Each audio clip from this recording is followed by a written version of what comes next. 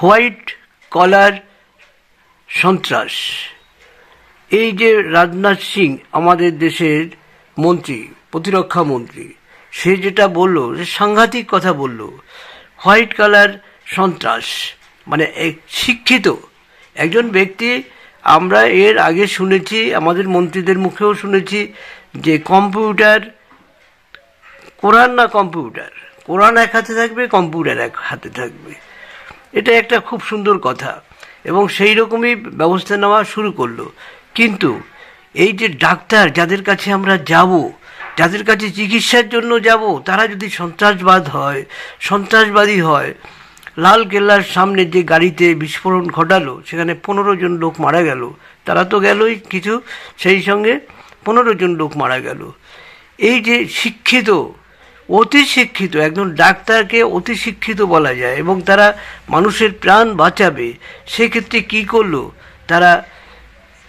একদিকে শিক্ষা, আর একদিকে সন্ত্রাস, দুটোই একসাথে ভয়াবহ হতে চলছে। কিন্তু এটাকে যদি এখনই থামানো না যায় এবং প্রচণ্ডভাবে এর প্রতিরোধ অবশ্যই খুব তাড়াতাড়ি করা দরকার। শুধু গল্প বললে চলবে না। আমি প্রধানমন্ত্রীকেও বলছি, আমাদের প্রতিরক্ষা মন্ত্রী রাজনাথ সিংকেও বলছি, গল্প করে হবে না। কোনো আইন জারি করতে হবে, যে আইনের মধ্যে পড়লেই দেখা মাত্র গুলি। এখানে ওই গল্প করে কোনো লাভ নাই। গল্প করলে জেলে ঢুকবে, কোনো ফাঁকা পাবে, বেরিয়ে যাবে। এরকম করে কোনো লাভ নেই। আপনাদের উচিত এমন একটি আইন তৈরি করুন, যে আইনে যে যেখানে ধরা পড়বে, সে হিন্দু, খ্রিস্টান, বৌদ্ধ, মুসলিম যে হবে, সেইখানে তাকে শ্যুট করা হবে। সোজাসুজি যেমন আদিত্যনাথ বলছে, ঠিক এদের কাজ এইভাবেই করতে হবে। কোনো রকম আইন ফাইনের কোনো দরকার নাই। এরা তো আইন হাতে নিয়েই কাজ করছে। তা বন্ধুরা, আসুন আমরা আরও আলোচনা করি কি করেছে আরও। ডিগ্রি হাতে পকেটে বিস্ফোরক, হোয়াইট কলার সন্ত্রাস, সতর্ক করলেন রাজনাথ সিং। শিক্ষার সঙ্গে নৈতিকতা না থাকলে তার সমাজের জন্য ভয়ঙ্কর হয়ে উঠতে পারে, এই কড়া বার্তাই দিলেন প্রতিরক্ষা মন্ত্রী রাজনাথ সিং। দেশের ক্রমশ বাড়তে থাকা হোয়াইট কলার সন্ত্রাসবাদ, এর প্রবণতা নিয়ে গভীর উদ্বেগ প্রকাশ করেছেন তিনি। উচ্চশিক্ষা হয়েও কেউ কেউ দেশের সমাজের বিরুদ্ধে কাজ করছে, যা অত্যন্ত অশনি সংকেত। শুক্রবার ভোপাল নোবেলস বিশ্ববিদ্যালয় 104তম প্রতিষ্ঠা দিবসের অনুষ্ঠানে বক্তব্য রাখতে গিয়ে প্রতিরক্ষা মন্ত্রী দিল্লির লালকেল্লার কাছে ঘটে যাওয়া গাড়ি বোমা বিস্ফোরণের প্রসঙ্গ তুলে ধরলেন। তিনি জানান, ওই ঘটনায় অভিযুক্তরা সবাই চিকিৎসক, যা প্রমাণ করে যে শুধুমাত্র ডিগ্রি থাকলেই মানুষের চরিত্র বা নৈতিকতা নিশ্চিত হয় না। রাজনাথ সিং বলেন, আজ দেশে এমন এক ভয়ানক প্রবণতা দেখা যাচ্ছে, যেখানে উচ্চশিক্ষিত মানুষই সমাজ ও দেশের বিরুদ্ধে কাজ করছে। দিল্লির বোমা বিস্ফোরণের অভিযুক্তরা ছিলেন ডাক্তার এবং হাতে ডিগ্রি আর অন্য হাতে RDX। এই ঘটনা স্পষ্ট করে দেয় যে জ্ঞানকে অবশ্যই মূল্যবোধ ও চরিত্রের সঙ্গে যুক্ত করতে হবে। উল্লেখ্য, ওই বিস্ফোরক বোঝায় একটি I-20 গাড়ি ব্যবহার করা হয়, যা চালাচ্ছিলেন ডক্টর উমর নবী। ঘটনায় প্রাণ হারান অন্তত 15 জন। পরবর্তীতে তদন্তে উঠে আসে একটি হোয়াইট কলার সন্ত্রাসী চক্রের অস্তিত্ব। সেই সূত্র ধরে গ্রেপ্তার হন আরও 3 চিকিৎসক, মোজাম্মিল গনাই, আদিল রাদার ও শাহিনা শহীদ সহ একাধিক অভিযুক্ত। বলুন তো দেখি, কাদের কাছে চিকিৎসায় যাব?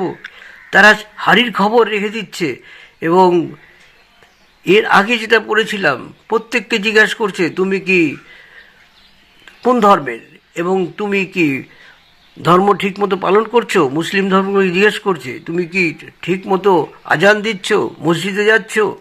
এই সব কথা তারা বলছে। একজন শিক্ষক, একজন চিকিৎসক, এরা হচ্ছে সমাজের বন্ধু। তো এইরকম বন্ধু হলে তো ভারতবর্ষ তো শেষই হবে, পৃথিবীকেও এরা শেষ করবে। তাই এদের জন্য কিন্তু কড়া কোনো আইন আনতেই হবে।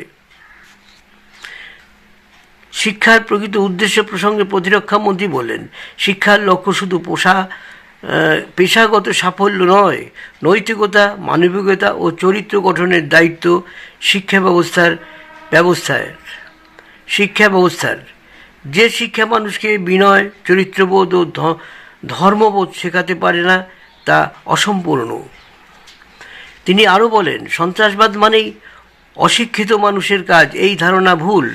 অনেক সময় বিশ্ববিদ্যালয়ে ডিগ্রিধারীরাই অপরাধে জড়িয়ে পড়ে, কারণ তাদের মধ্যে প্রজ্ঞা ও নৈতিকতার অভাব থাকে। ধর্ম প্রসঙ্গে তিনি ব্যাখ্যা করে, ধর্ম মানেই কেবল উপাসনালয়ে যাওয়া নয়, ধর্ম হলো দায়িত্ববোধ, নৈতিকতা। ধর্মবোধহীন শিক্ষা সমাজের কোনো কাজেই আসে না, বরং কখনো কখনো তা প্রাণঘাতীও হয়ে উঠতে পারে। এদিন দেশের অর্থনৈতিক অগ্রগতির দিকেও আলোকপাত করেন রাজনাথ সিং। তিনি জানান, ভারত বর্তমানে বিশ্বের 4র্থ বৃহত্তম অর্থনীতি এবং 2030 সালের মধ্যে 3য় স্থানে পৌঁছানোর পথে এগোচ্ছে। এই যাত্রায় বিশ্ববিদ্যালয়গুলির ভূমিকা অত্যন্ত গুরুত্বপূর্ণ বলেও তিনি উল্লেখ করলেন। বন্ধুরা, বলুন, আপনারা অবশ্যই আপনাদের প্রতিক্রিয়া জানাবেন। আমার এই ছোট ছোট ভিডিওগুলো খুব গুরুত্বপূর্ণ।